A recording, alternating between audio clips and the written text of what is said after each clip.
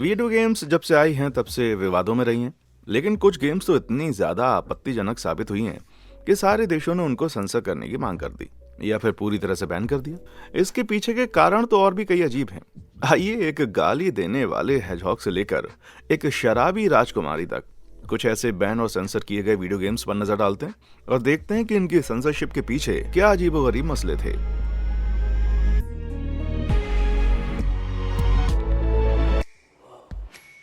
Half life एक बेहद प्रभावशाली गेम है जो 1998 में आई थी।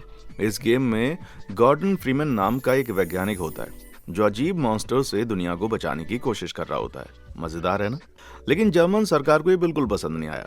दरअसल जर्मनी में वीडियो गेम्स पर बहुत ही सख्त नियम है। वहाँ गेम्स में ज्यादा हिंसा दिखाना मना है। लेकिन हाफ लाइफ इतनी पॉपुलर हो चुकी थी कि जर्मन गेमर्स भी इसको खेलना चाहते थे और गेम बनाने वाली कंपनी वॉल्व भी इसे जर्मनी में बेचना चाहती थी। तो उन्होंने कुछ दिलचस्प बदलाव किए।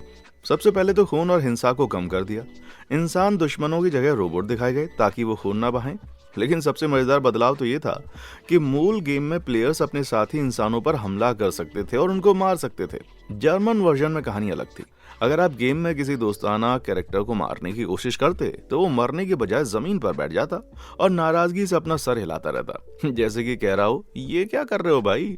गेम की कहानी में इसका कोई मतलब नहीं था, बस जर्मनी में गेम को मंजूरी मिल जाए इसलिए ये बदलाव किए गए थे।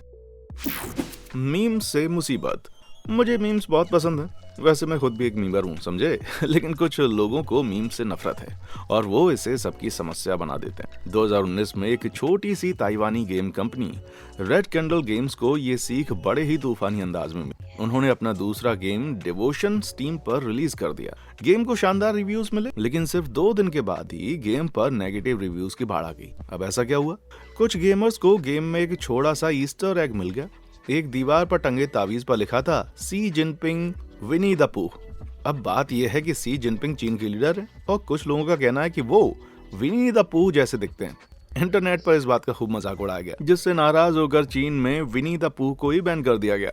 इस छोटी सी मीम की वजह से गेम चीन में बैन हो गया। डेवलपर्स ने माफी मांगी और कहा कि ये बस एक प्लेस होल्डर था जो गलती से रह गया। उन्होंने गेम अपडेट करके इसको हटा दिया, लेकिन तब तक बहुत देर हो गई थी। नेगेटिव रिव्यूज जारी रहे और आखिरकार उन्हें गेम को स्टीम से हटाना पड़ा। अब ये गेम सिर्फ रेड कैंडल की अपनी वेबसाइट पर मिलता है, वो सिर्फ इसलिए क्योंकि किसी को अपनी इज्जत का कबाड़ा हो गया था। शैडो द हेजहॉग की कहानी। 2005 में eye shadow the hedgehog game ने सोनिक फ्रेंचाइज के सबसे अच्छे किरदार को बिगाड़ना शुरू कर दिया। शैडो अल्टीमेट लाइफ फॉर्म से बदलकर अल्टीमेट एज लॉर्ड बन गया। Where's that damn fourth Chaos Emerald? सत्यानाश। बस इतना कहकर उसने गाली दे दी। बंदूकें, बेकार बातें, पागलपन। यार पूरी गेम एक झमेला थी। लेकिन क्या आप जानते हैं कि शुरू में तो गेम और ज्यादा एजी होने वाली थी। सच में डेवलपमेंट के दौरान इसे टी फॉर टीन रेटिंग के लिए बनाया जा रहा था। गेम में खूनी हिंसा थी, जहां एलियन दुश्मनों से टमाटर का जूस निकलता था। गालियां भी ज्यादा थीं और कुछ दृश्य काफी तीखे थे, जैसे शैडो के दोस्त मारिया की मौत का सीन, जो रिलीज वर्जन में सफेद फेड से दिखाया गया था। फिर ऐसा क्या हुआ कि ये वर्जन हमको नहीं मिला? दरअसल गेम के रिलीज होने से कुछ महीने पहले ESRB यानी अमेरिका की वीडियो गेम रेटिंग बोर्ड ने एक नई E10+ रेटिंग शुरू की। इससे 10 साल के ऊपर के बच्चे गेम खेल सकते थे। डेवलपर्स को लगा कि गेम को मैच्योर बनाना एक जोखिम है, क्योंकि सोनिक का मुख्य दर्शक तो बच्चे थे, तो उन्होंने गेम को हल्का कर दिया।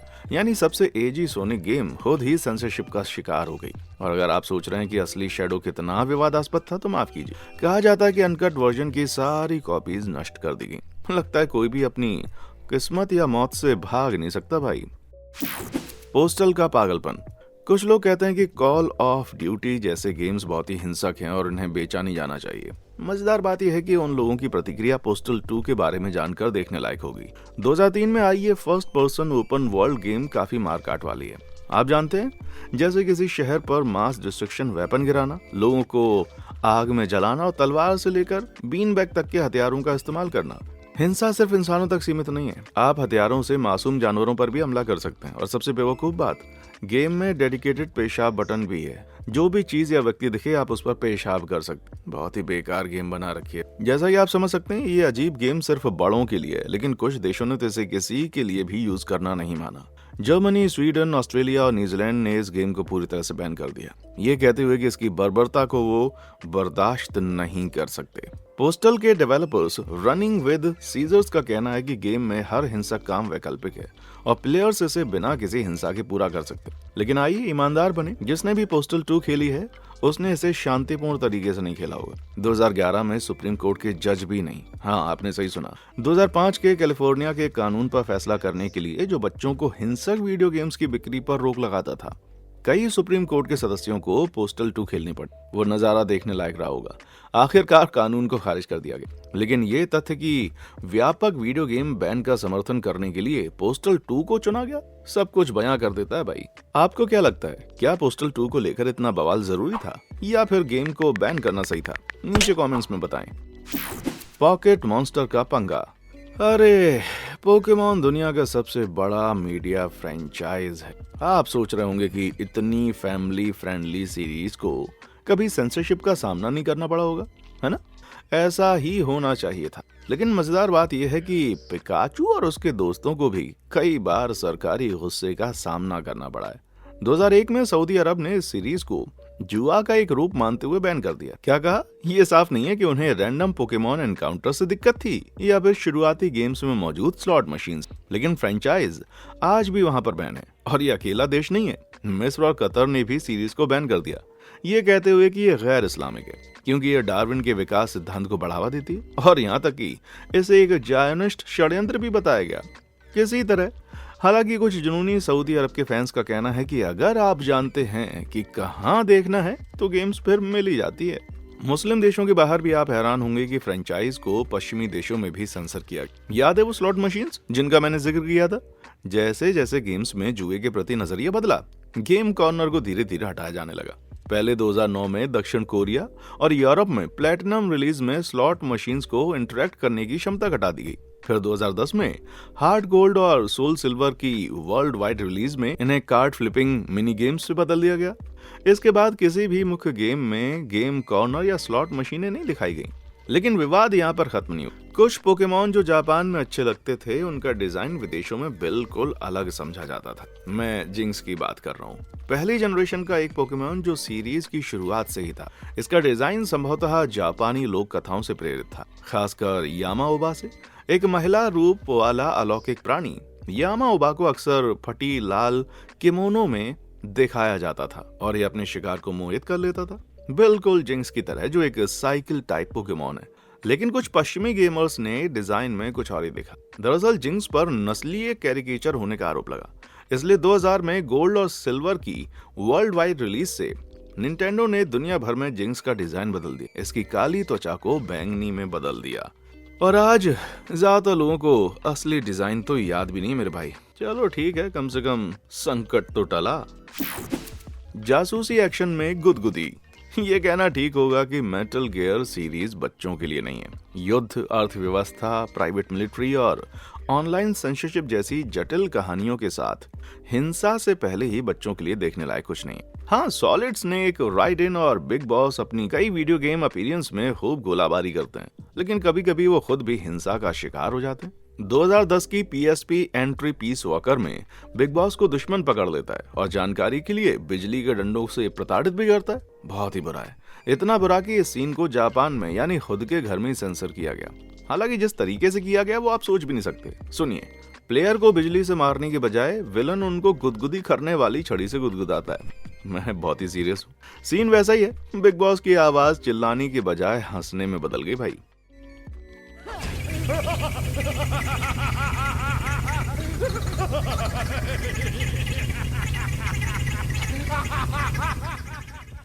ठीक है, मुझे नहीं लगता कि इसका असर ओरिजिनल जितना है, लेकिन कम से कम कोशिश तो की ना। मामा मिया। निश्चित रूप से सबके पसंदीदा प्लम्बर सुपर मारियो का इतिहास विवादों से दूर और एकदम साफ सुथरा रहा होगा, है ना? गलत। मारियो एक बहुत ही शरारती लड़का रहा है। नहीं, वो बंद दरवाजों के पीछे कोई गंदी हरकत नहीं कर रहा था। उसके दोस्त दूसरी तरफ चलिए देख लेते हैं। 1993 के मूल सुपर मारियो कार्ट में जब कोई रेसर पहले स्थान पर आता है ना, तो उसे विजय मंच पर स्पॉटलाइट में जगह मिलती है। कुछ कैरेक्टर चीयर करते हैं, कुछ पीस साइन दिखाते हैं और कुछ शराब पीते हैं। रोकिए, क्या कहा? हाँ, गेम के जापानी वर्जन में बाउजर और पीच दोनों जीत पर शैंपेन की बोतल से जी भर के पीते हैं।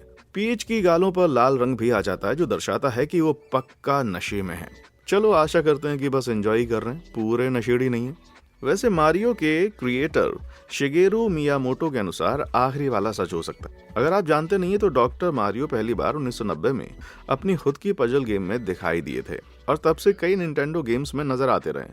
लेकिन 2023 में IGN को दिए एक इंटरव्यू में मियामोटो ने एक चौंकाने वाला खुलासा किया। उन्होंने बताया कि मारियो के नीले कॉलर के बावजूद उसकी कोई मेडिकल डिग्री नहीं है, यानी जब वो डॉक्टर मारियो बनता है तो वो एक पूरा का पूरा फ्रॉड है। चलो ठीक है, वो पक्का मजाक कर रहे थे, लेकिन सोचने पर ये मजबूर तो कर देता है ना।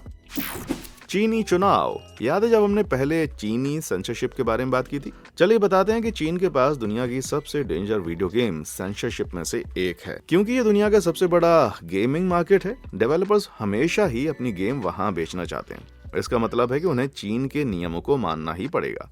आमतौर पर वे चीन के लिए एक अलग वर्जन बनाते हैं, लेकिन यूबीसॉफ्ट ने 2015 में टॉम क्लेंजी रेनबो सिक्स सीज के साथ ऐसा नहीं किया। उन्होंने एक शॉर्टकट रास्ता चुना। देखिए, गेम के दो अलग वर्जन बनाना और मेंटेन करना ज्यादा मुश्किल और महंगा होता है, तो यूबीसॉफ्ट ने सोचा कि क्यों ना एक ऐसा वर्जन बनाया जाए जो हर जगह चल जाए। हाँ, एक फर्स्ट पर्सन शूटर में जो क्रिमिनल एक्टिविटी के इर्द गिर्द घूमता। उन्होंने हर अपराध की झलक को निकालने की कोशिश, नशीली दवाएं, जुआ, यहाँ तक कि खून भी हटाने की योजना थी। जाहिर है जब चीन के बाहर के गेमर्स को इसकी भनक लगी तो वो खुश नहीं हुए, तो यूबीसॉफ्ट ने विरोध के आगे झुकते हुए अपनी योजना छोड़ दी, या फिर शायद नहीं। पता चला कि अपडेट्स के साथ सेंसरशिप धीरे धीरे गेम में वापस आ गई। स्लॉट मशीन, एक डांसिंग विमन का नियॉन साइन और एक ग्राफिटी वाली खोपड़ी तक सब हटा दिया गया। एक मार्केट का बाकी दुनिया पर कितना असर हो सकता है ना। लेकिन सबसे मजेदार बात सुनो, सीज अब भी चीन में टैबू मानी जाती है और वहां स्ट्रीम नहीं की जा सकती। हाँ यार, क्या मजाक है। हालांकि चीनी गेमर्स ने कुछ दिलचस्प तरीके ढूंढ लिए हैं। अगर आप गेम की कोई भी चीज नहीं देख सकते तो फिर क्या ही फायदा। एक गेम जिसका अलग चीनी वर्जन बना वो है फोर्टनाइट। हालांकि डेवलपर एपिक गेम्स को इस ब्लॉकबस्टर बैटल रॉयल को रीजन में मंजूरी दिलाने के लिए काफी ज्यादा मेहनत करनी पड़ी। तो उन्होंने किया कैसे? शायद जैसा आप सोच रहे हैं वैसे नहीं। कंकाल या खोपड़ी वाले किसी भी कैरेक्टर स्किन को बदल दिया गया या पूरी तरह से हटा दिया गया। चीन में इन चीजों को दिखाना कानूनी रूप से मना नहीं है, लेकिन उनके सेंसरशिप दिशा निर्देश इतने अस्पष्ट हैं कि ज्यादातर पब्लिशर्स किसी परेशानी से बचने के लिए खुद ही सेंसर कर देते हैं। उदाहरण के लिए चीन के एक दिशा निर्देश में कहा गया है कि अंधविश्वास को बढ़ावा देने वाली कोई भी चीज मना है। क्या कंकाल इस श्रेणी में आएंगे? शायद, कौन जाने। हिंसा भी चीनी वीडियो गेम्स में सख्ती से नियंत्रित की जाती है, तो इससे बचने के लिए गेम को एक ट्रेनिंग ग्राउंड में होने वाला दिखाया गया, जहां सभी प्लेयर्स वास्तव में होलोग्राम है। इस तरह कोई वास्तविक हिंसा नहीं दिखाई गई। चालाक लोग हैं, है ना। फिर भी चीन में गेमिंग पर लगातार कड़े होते प्रतिबंधों के कारण 2021 में फोर्टनाइट को वहां से पूरी तरह बंद करना पड़ा। हे भगवान। लेकिन कुछ गेम्स को चीन में अपने प्लेयर्स की वजह से बैन किया गया। 2020 का एनिमल क्रॉसिंग न्यू होराइजन्स एक प्यारी सी गेम है जहां आप एक छोटे से द्वीप की देखभाल करते हैं और क्यूट जानवरों के साथ दोस्ती करते हैं। हालांकि चीनी सेंसर्स की नाराजगी के लिए इसमें सेल्फ एक्सप्रेशन भी शामिल है। हाँ, गेमर्स अपने द्वीप को जैसा चाहे कस्टमाइज कर सकते हैं, पर सरकार ने मना ही किया। बदले में उन्होंने सरकार के लिए कुछ अलग सोचा। पेड़ों को तस्वीरों में सजाया? नहीं। कुछ प्लेयर्स ने विरोध के रूप में गेम में सरकार विरोधी संदेश बनाए। खास तौर पर उन्होंने हांगकांग की आजादी के लिए विरोध किया, ठीक उसी समय जब मेनलैंड चीन क्षेत्र की आजादी को सीमित करने की कोशिश कर रहे थे, जैसा कि वे किसी भी आलोचना या विरोध के साथ करते हैं। चीनी कम्युनिस्ट पार्टी ने न्यू होराइजन्स को बैन करने का जवाब दिया। कार्मागेडन की कहानी 90s गेम डेवलपर्स के लिए मुश्किल दौर था। डूम और मोर्टल कॉम्बैट जैसी गेम्स ने हिंसा में एक बड़ी बहस छेड़ दी थी। वीडियो गेम में क्या सही है और क्या नहीं। 1997 में ये बात चरम पर पहुंच गई जब रेसिंग गेम कार्मागेडोन आई और तुरंत ही कई देशों में बैन होने वाली पहली गेम्स में से एक बन गई। कार्मागेडोन है क्या? पहली नजर में एक सामान्य सी रेसिंग गेम लगती है, लेकिन इसमें एक ट्विस्ट है। पॉइंट्स मिलते हैं मासूम लोगों को कार से कुचलने के लिए। इतनी निर्दयता और हिंसा देखकर तुरंत ही विरोध शुरू हो गया और गेम को ब्राजील और ब्यूनस आयर्स में बिक्री पर रोक लगा दी गई। दूसरे देशों में इसे बिकने की इजाजत तो मिली, लेकिन भारी सेंसरशिप के साथ। यूके में सभी नागरिकों को ज़ॉम्बी में बदल दिया गया, जो कुचले जाने पर कार्टूनी हरा खून बहाते थे। लेकिन भारत और जर्मनी के लिए बहुत ज्यादा था। उन देशों में तो पैदल चलने वालों को मांस और खून वाला बिल्कुल ही नहीं रहने दिया। उन्हें रोबोट में बदल दिया गया जो कि तेल लीक करते थे। इसके बावजूद मीडिया बज़ की वजह से ये अच्छे तरीके से बिकी और इसके 2 सीक्वल और एक रीबूट भी आया। क्या आपने इनमें से कोई खेली है? नीचे कमेंट सेक्शन में आकर हमें जरूर बताएं। वेस्टलैंड में विवाद। 2008 में आई फॉलआउट 3 के प्रभाव को कम करके नहीं आंका जा सकता। बेथेस्डा गेम स्टूडियो की फ्रेंचाइज में पहली कोशिश ने इसे एक धमाकेदार वापसी के साथ फिर से चर्चा में ला दिया। लेकिन क्या आप जानते हैं कि इस हिंसक पोस्ट एपोकलिप्टिक गेम को रिलीज से पहले ही सेंसरशिप का सामना करना पड़ा? देखिए, इसमें एक इन गेम आइटम था जिसे मेडेक्स कहा जाता था, लेकिन मूल रूप से यह असली जीवन का पेन किलर मॉर्फिन था, क्योंकि इसे लेने से प्लेयर का डैमेज रेजिस्टेंस बढ़ जाता था। ऑस्ट्रेलिया ने इसे वास्तविक जीवन में खतरनाक और लत लगाने वाले व्यवहार को पुरस्कृत करने के रूप में देखा। इसके परिणाम स्वरूप गेम पर बैन की योजना बनी, तो बेथेस्डा ने आइटम का नाम बदलकर मेडेक्स कर दिया। बैन हट गया और यह बदलाव दुनिया भर में गेम के हर रिलीज में किया गया। लेकिन ये गेम की सेंसरशिप की परेशानियों का अंत नहीं था। हालांकि कई साल बाद यह फैसला पलट दिया गया, लेकिन शुरू में जर्मन वर्जन से सारा खून और हिंसा हटा दी गई थी और जापान में द्वितीय विश्व युद्ध के अंत में नागासाकी और हिरोशिमा पर गिराए गए परमाणु बमों के संदर्भ को हटा दिया गया। भारत में हालांकि गेम के पब्लिशर ने इसे बिल्कुल ना बेचने का फैसला किया, शायद इन जानवरों की वजह। समझिए, भारत में गायों को पवित्र माना जाता है, तो एक ऐसी गेम जहां आपको 2 सिर वाली म्यूटेड गायों पर गोली चलाने के लिए प्रोत्साहित किया जाता है, वो मुसीबत का कारण बन सकती थी। गेम में इन जानवरों को ब्राह्मण भी कहा जाता है, जो हिंदू धर्म की एक प्रमुख अवधारणा का नाम है। मैं समझ सकता हूँ कि इस पर क्यों रोक लगा दी गई। पोकेमॉन जाओ जेल में।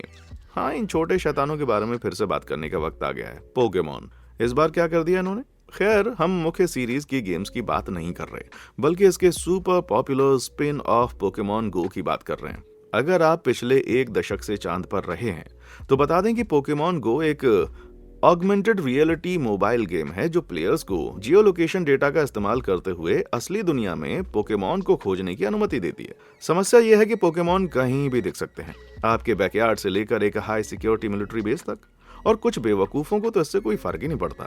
अगर उन्हें हाई लेवल का चारिजार्ड चाहिए था, तो वे बाढ़ फलांग करके उसे पाने जाते, पर मूर्ख लगातार प्रतिबंधित क्षेत्रों, निजी संपत्ति या यहाँ तक कि खतरनाक स्थानों में भी घुस जाते, सिर्फ एक बेकार पोकेमॉन को पकड़ने के मौके के लिए। इस लापरवाह व्यवहार की वजह से पोकेमॉन गो को कई देशों में बैन कर दिया गया, जिसमें ईरान और चीन भी शामिल है। सऊदी अरब ने इसे एक अलग कारण से बैन किया, विकास का तरीका दिखाने के लिए। बिल्कुल सही। कई अन्य देशों ने ओके कर दिया, लेकिन कुछ एरियाज में बैन करना पड़ा, जैसे कब्रिस्तान और मेमोरियल म्यूजियम। मुझे लगता है ये तो समझदारी भरा फैसला है। ये अजीब हालात है। एक तरफ तो मैं सेंसरशिप का समर्थक नहीं हूँ और सोचता हूँ कि हर किसी को इस तरह की वीडियो गेम खेलने की आज़ादी होनी चाहिए, लेकिन दूसरी तरफ एक ऐसी गेम जो प्लेयर्स को संभावित खतरनाक स्थितियों में घूमने के लिए प्रोत्साहित करती है, उस पर कुछ सीमाएं होनी चाहिए। अगर आप में से कोई पोकेमॉन गो खेलता है, तो कृपया थोड़ी सी समझदारी का इस्तेमाल करें। अगर ट्रेन की पटरियों पर एक टाइफ्लोसियन है, तो भैया बस जाने दें। MMA का पागलपन। मिक्स्ड मार्शल आर्ट्स या MMA एक लोकप्रिय कॉम्बैट स्पोर्ट है, जिसकी हिंसक प्रकृति के कारण सालों से आलोचना होती रही है। एक वक्त में तो इस पर पूरे अमेरिका में प्रतिबंध लगा दिया गया था। तो जब मैं आपको बताऊं कि 2010 की EA sports MMA video game Denmark में बिक्री के लिए उपलब्ध नहीं हुई, तो मैं जानता हूं कि आप क्या सोच रहे हैं। हिंसा की वजह से, है ना? गलत। एनर्जी ड्रिंक्स की वजह से। ये एनर्जी ड्रिंक्स की वजह से बिक्री नहीं हो सकी, सच में। देखिए, ज्यादातर एनर्जी ड्रिंक्स में टॉरिन होता है, एक आवश्यक अमीनो एसिड जिसके कई कथित फायदे हैं। हालांकि डेनमार्क को इसके लंबे समय के प्रभावों को लेकर हमेशा चिंता रही है, इतनी ज्यादा कि 2009 तक रेड बुल वहां पर बैन थी। खैर, EA स्पोर्ट्स की MMA गेम में रॉकस्टार एनर्जी के ढेर सारे स्पॉन्सरशिप दिखाए गए, लोगो हर जगह पर छपा हुआ है। समस्या यह है कि डेनमार्क एनर्जी ड्रिंक्स को सिगरेट की तरह मानता है। ये कानूनी है, लेकिन इन्हें सामान्य उत्पादों की तरह विज्ञापित नहीं किया जा सकता। तो एक वीडियो गेम में इनका विज्ञापन करना जिसे कोई बच्चा भी खेल सकता है, बिल्कुल भी नहीं।